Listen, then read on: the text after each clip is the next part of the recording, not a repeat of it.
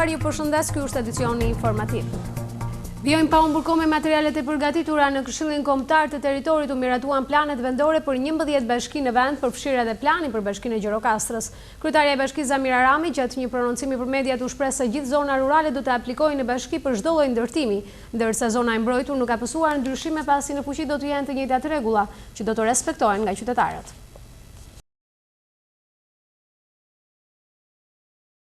Në Këshillin Kombëtar të Territorit u miratuan ditën e djeshme planet vendore për 11 bashki në vend, përfshirë edhe planin për bashkinë e Gjirokastrës.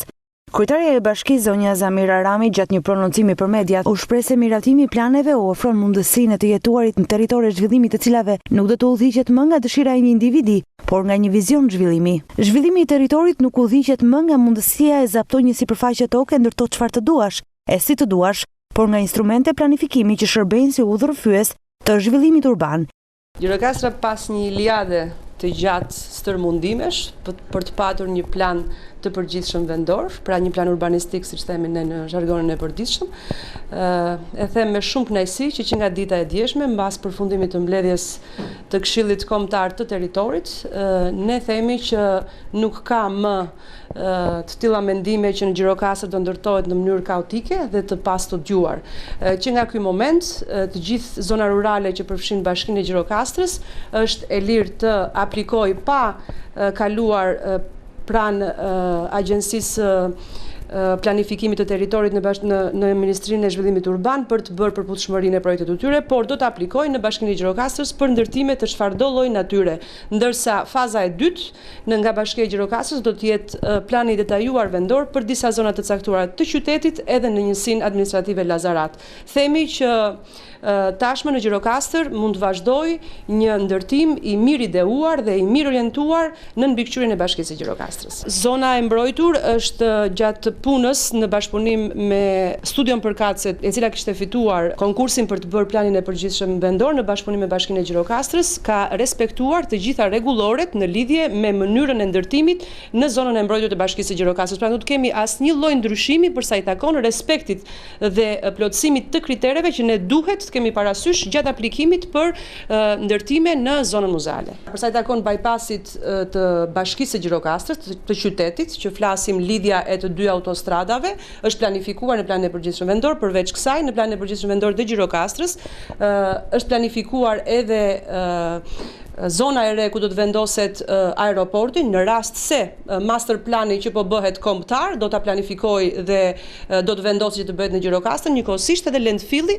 për bashkinë e Gjirokastrës është planifikuar në një zonë, besoj zgjedhja më e mirë që kemi bërë ne në bashkëpunim me studimin e Këshillit të Qarkut dhe uroj dhe shpresoj që edhe master plani ta ketë ideuar që të jetë Gjirokastra pikërisht vendi që të ketë një landfill. Pra se kemi përjashtuar bashkinë tonë pikërisht dhe nga mundësia për të patur këto dy komponentë të rëndësishëm. Në planin vendor të bashkisë së Gjirokastrës, si porta jugore e Shqipërisë do të shërbejë si pol turistik për të gjithë rajonin, nxitur nga traditat e pasuruara dhe trashëgimisë së shumëllojshme kulturore dhe nga afërsia me zonat bregdetare turistike të zhvilluara. Për të përmbushur vizionin për bashkinë e Gjirokastrës janë zhvilluar 5 objektiva strategjike. E para, forcimi i pozicionit kyç të bashkisë për të bërë porta jugore e vendit dhe një nyje për bashkëpunimin ndërkufitar. E dyta, mbrojtja dhe promovimi i mjedisit kulturor të bashkisë dhe të trashëgimisë kulturore, duke krijuar edhe rrjetëzimin, bashkëpunimin në nivel turistik, kulturor dhe tregtar të bashkisë me bashkitë fqinje dhe me biznese. 3. Rigjenerimi ekonomik i zonës në tregjet të jugut të Shqipërisë dhe në Greqinë Veriore apo shtetet e tjera fqinje. 4. Mbrojtje dhe menaxhimi i qëndrueshëm i mjedisit natyror, përpos promovimit të zonave me vlera ekologjike, janë menduar edhe krijimi i strukturave të vëzhgimit apo lëvizjes në natyrë, ndër të tjera dhe kultivimi i tokave bujqësore, duke siguruar dhe mbrojtjen e erozionit dhe përmbytjet. Si dhe 5, përmirësimi i cilësisë së jetës së banorëve përmes kompletimit të infrastrukturës teknike dhe krijimit të një niveli të lartë të infrastrukturës sociale, thuhet në planifikimin e Ministrisë së Zhvillimit për qytetin e Gjirokastrës. Shadje Hysa, 49 vjeçë nga fshati Duka i Tepelenës tenton të vedigjet me benzin para gjykatës, shkak për këtë është bërë dhuna e ushtruar nga familjarët e bashkëshortit, por edhe mos angazhimi i strukturave përkatëse.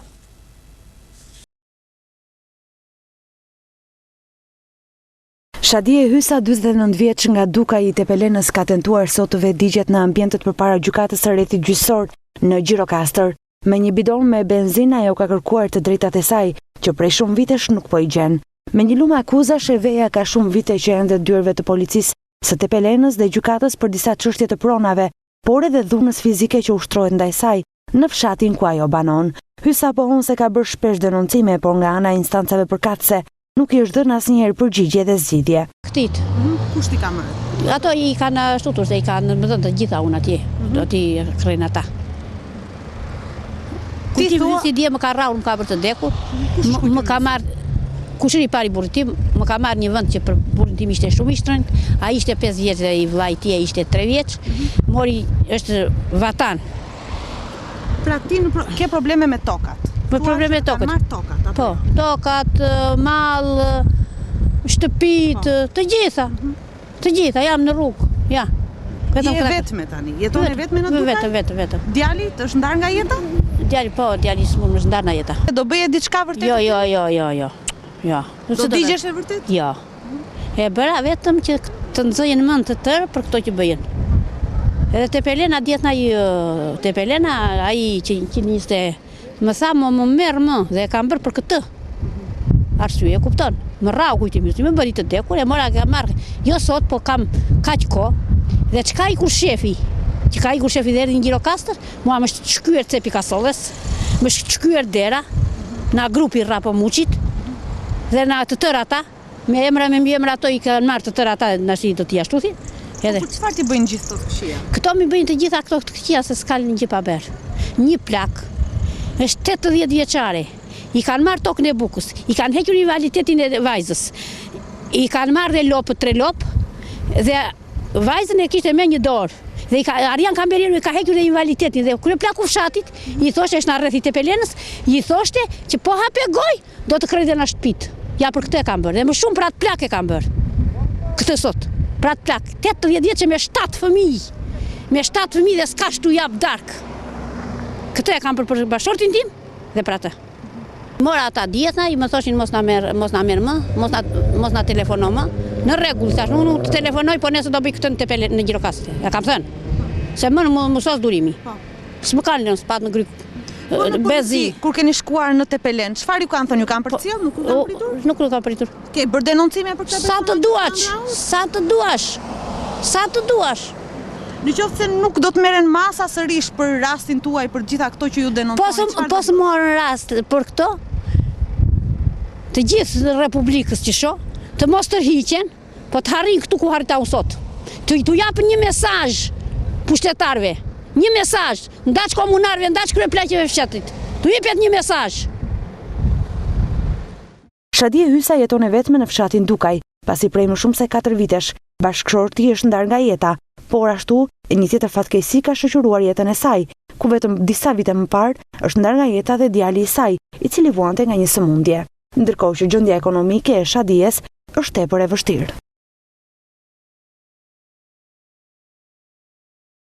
Dy të moshuar në fshatin Bulo bëjnë apel për ndihmë pasi prej 2 vitesh jetojnë në errësirë për shkak të mungesës së energjisë elektrike. Durozena i moshuar jeton bashkë me gruan e tij invalide në kushte të vështira.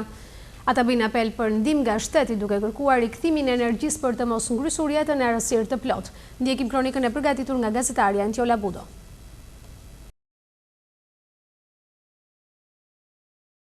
Dy të moshuar në fshatin Bulo bëjnë apel për ndihmë pasi prej 2 vitesh jetojnë në errësirë për shkak të mungesës së energjisë elektrike. Durozena i moshuar jeton bashkë me gruan e tij në fshatin Bulo dhe janë 2 invalid, por që janë të detyruar të jetojnë në kushte të vështira pasi prej 2 vitesh nuk kanë energji elektrike. I moshuari pohon se ndërprerja nisi për shkak të një mbifaturimi.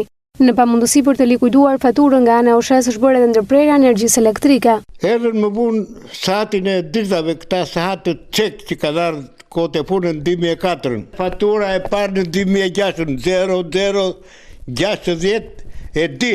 E kanë shtuar një shifër duke futur numrin katror në numër e dorë. Volt të bat, janë emra të përvet, nuk janë emra të përbashkët. Më kanë futur vatin me kilovate, e kanë bërë 620.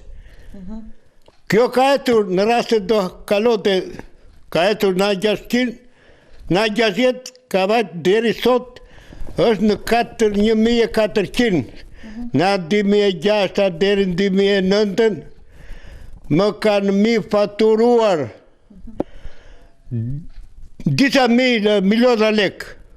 450.000 që kam tjerë unë që më zori sistemi, po kam të tjera këmë. 450.000 lek të vjetra. Të reja, mo, që të vjetra. 4 milione gjysëm.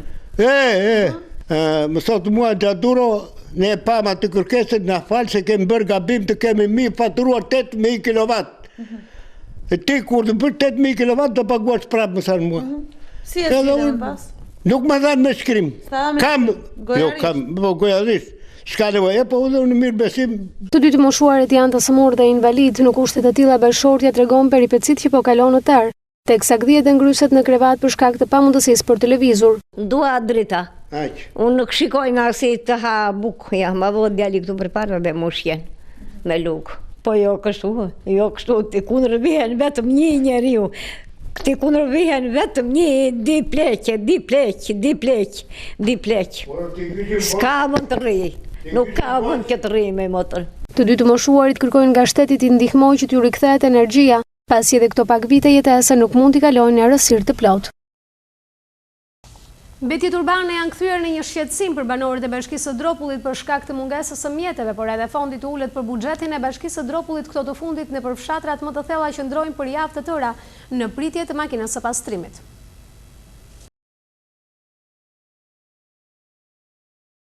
Mbetjet urbane janë kthyer në një shqetësim për banorët e Bashkisë së Dropullit për shkak të mungesës së mjeteve, por edhe fondi ulet për buxhetin e Bashkisë Dropull këto të fundit nëpër fshatra më të thella që ndrojnë për javë të tëra në pritje të makinës së pastrimit.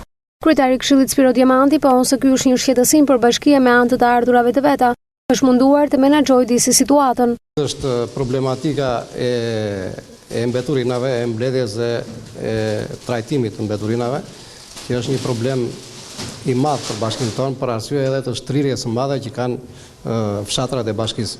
Banorët pojnë se makina vjen në ditë të caktuara, por kjo nuk mjafton për të mbajtur pastër ambientin. Jam rinë 4-5 ditë, vjen makina, si vjen? Vonon që bëj. Kanë puna që bëjna, kush e di djallë? Me ditë, se vinu me radhë i marrin. Vjen një makinë shumë e madhe, një Skod. Po e shikoj që i pastrojnë jo çdo ditë, po i pastrojnë me radhë, si çdo 3 ditë, çdo... Është normale që të rri kjo situatë kështu? Nuk është normale, po si duket shtrëngohen se sa më shumë do ta marrin, ka që do paguajnë më shumë dhe duket çdo lagje ka koshin e tij. Dhe është e njëjta situatë? E njëjta situatë. Kur e marrin të tëra një ditë për shembull. Një tjetër problem mbetet edhe mungesa e koshave dhe në kushte të tilla shpeshherë këto të fundit depozitohen edhe pa kriter në përrejnë të zonës. Çmimet e konsumit për gjatë muajit janar të këtij viti kanë shënuar një rritje prej 2.8% dhe dhënat zyrtare publikohen nga Instat, sipas të cilës rritja më e lartë shënohet te grupi ushqime dhe pije jo alkolike, të pasuara më pas nga grupi mallra dhe shërbime të ndryshme. Pas niveleve shumë të ulta gjatë vitit të shkuar, çmimet e konsumit kanë shënuar një rritje prej 2.8% në muajin janar. Sipas të dhënave zyrtare të Instat, rritja më e madhe e çmimeve vret në grupin e ushqimeve dhe pijeve alkolike, me 5.8% pasuar nga grupet mallra dhe shërbime të ndryshme, me 3.2%.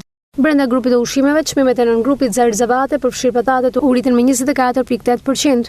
Rritje të konsiderueshme kanë shënuar edhe çmimet e grupeve argëtime, kulturë, transport, pije alkolike dhe duhan. Nga ana tjetër, çmimet e nëngrupit vajra dhe ndyra janë ulur me 1.8%, të pasuara nga nëngrupi mishi me 0.5%.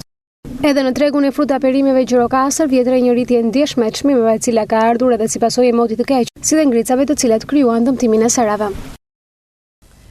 Seancat gjyqësore në Shqipëri duhet të regjistrojnë përmes sistemit audio për të rritur transparencën e gjykatave, por ndonse ligji e dikton një gjë të tillë, në praktikë ajo shpesh nuk ndodh. Shmangja e një veprimi të tillë jo vetëm përbën shkelje të kodit të procedurës civile, por është edhe një argument për nisjen e një procesi disiplinor ndaj gjyqtarit. Seancat gjyqësore në Shqipëri duhet të regjistrojnë përmes sistemit audio për të rritur transparencën e gjykatave, por ndonse ligji e dikton një gjë të tillë, në praktikë ajo shpesh nuk ndodh.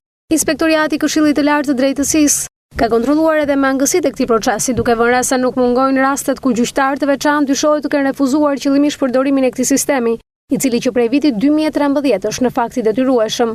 Shmangja e një veprimi të tillë jo vetëm përbën shkelje të kodit të procedurës civile, por është edhe një argument për nisje në një procesi disiplinor ndaj gjyqtarit. Megjithatë, gjatë 3 viteve të fundit, Inspektoriati i Këshillit të Lartë të Drejtësisë ka proceduar vetëm një gjyqtar për këtë arsye, ndërsa proces verifikimi janë edhe 8 gjyqtarë të tjerë.